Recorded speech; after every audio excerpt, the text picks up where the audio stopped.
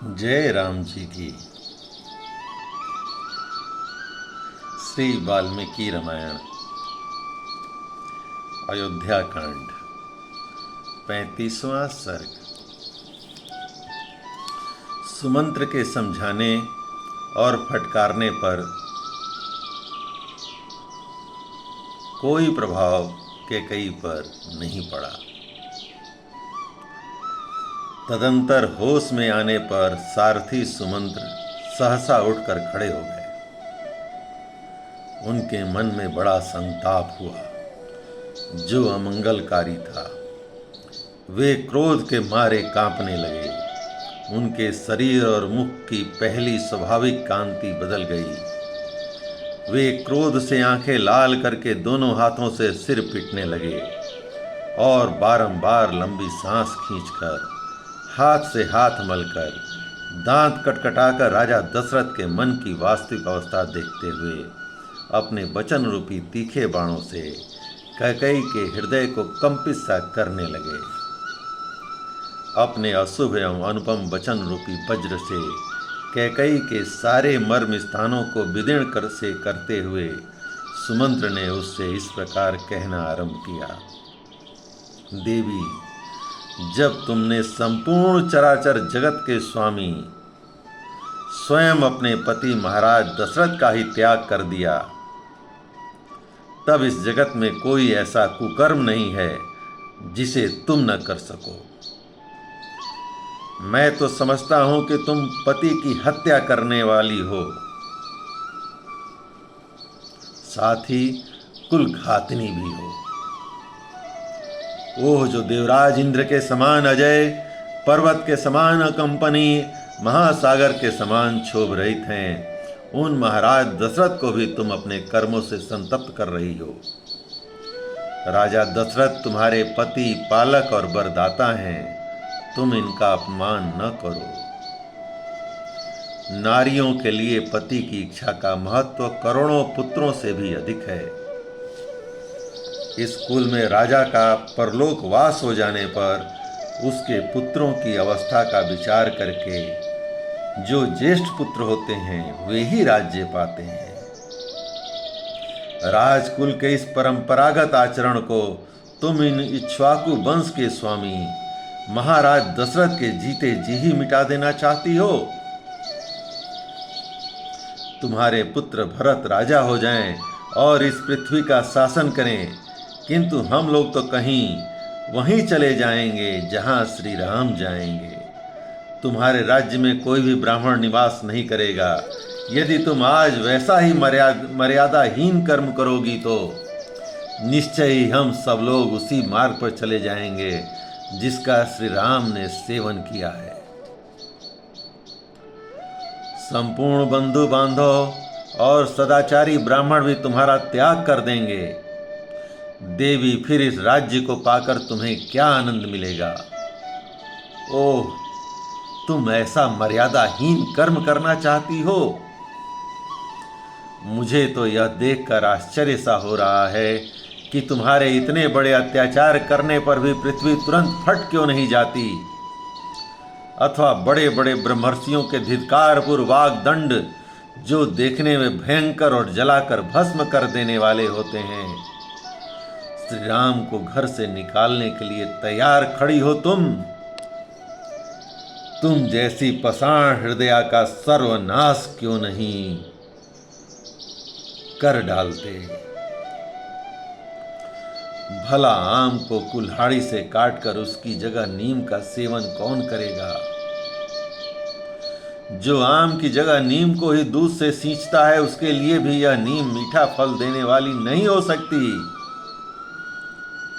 अतः वरदान के बहाने श्री राम को वनवास देकर कैकेयी के चित्त को संतुष्ट करना राजा के लिए कभी सुखद परिणाम का जनक नहीं हो सकता।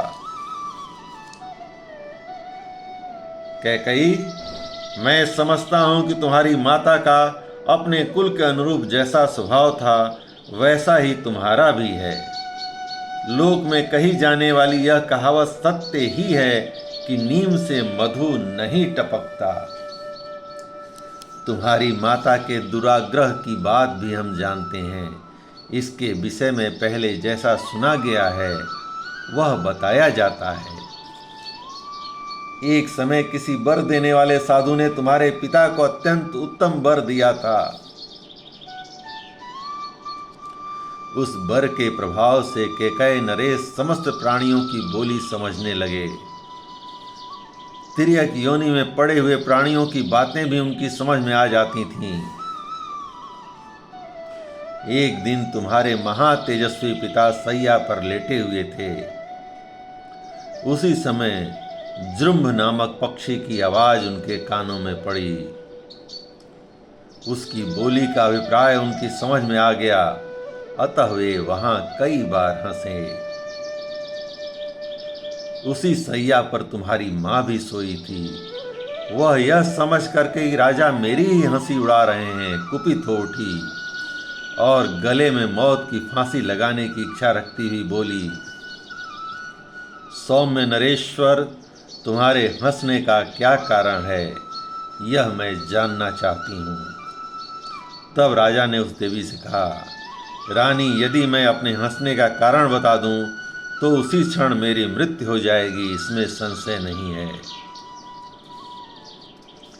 देवी, यह सुनकर तुम्हारी रानी माँ ने तुम्हारे पिता कैकेयी राज से फिर कहा, तुम जियो या मरो, मुझे कारण बता दो, भविष्य में तुम फिर मेरी हंसी नहीं उड़ा सकोगे।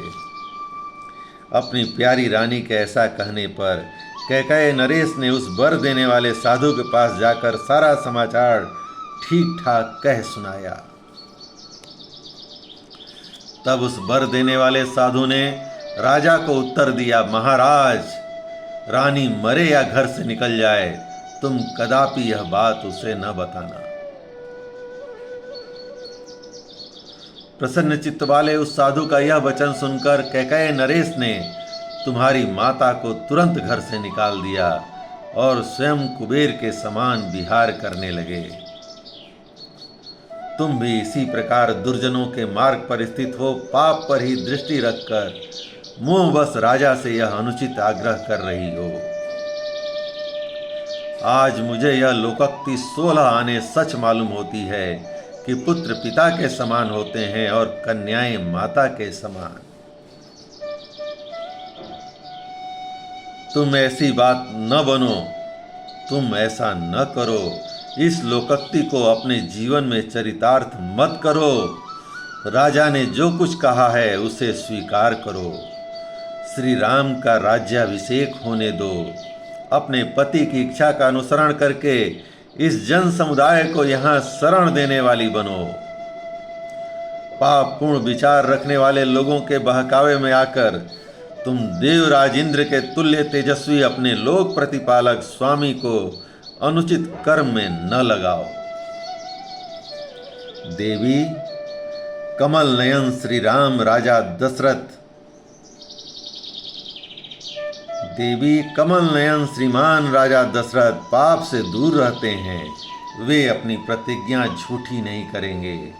श्री रामचंद्र जी अपने भाइयों में ज्येष्ठ, उदार, कर्मठ, स्वधर्म के पालक, जीव जगत के रक्षक और बलवान हैं। उनका इस राज्य पर अभिषेक होने दो। देवी, यदि श्री राम अपने पिता राजा दशरथ को छोड़कर वन को चले जाएंगे तो संसार में तुम्हारी बड़ी निंदा होगी। अतः श्री रामचंद्र जी ही अपने राज्य का पालन करें और तुम निश्चिंत होकर बैठो। श्री राम के सिवा दूसरा कोई राजा इस श्रेष्ठ नगर में रहकर तुम्हारे अनुकूल आचरण नहीं कर सकता। श्री राम के युवराज पद पर प्रतिष्ठित हो जाने के बाद महाधनुर्धर राजा दशरथ पूर्वजों के वृतांत का स्मरण करके स्वयं वन में प्रवेश करेंगे। इस प्रकार सुमंत्र ने हाथ जोड़कर कैकेयी को उस राजभवन में संतावनापूर्ण तथा तीखे वचनों से भी बारंबार विचलित करने की चेष्टा की, किंतु वह टस से मस न हुई। देवी कैकेयी के मन में न तो क्षोभ हुआ और न दुख ही। उस समय उसके चेहरे के रंग में भी कोई फर्क नहीं पड़ता, कोई फर्क पड़ता दिखाई नहीं दिया। जय राम जी की। इस प्रकार श्री वाल्मीकि निर्मित हर्ष रामायण आदि काव्य के अयोध्या कांड का 35वां सर्ग प्रभु श्री राम की कृपा से पूर्ण हुआ। जय श्री राम, जय श्री राम, जय श्री राम।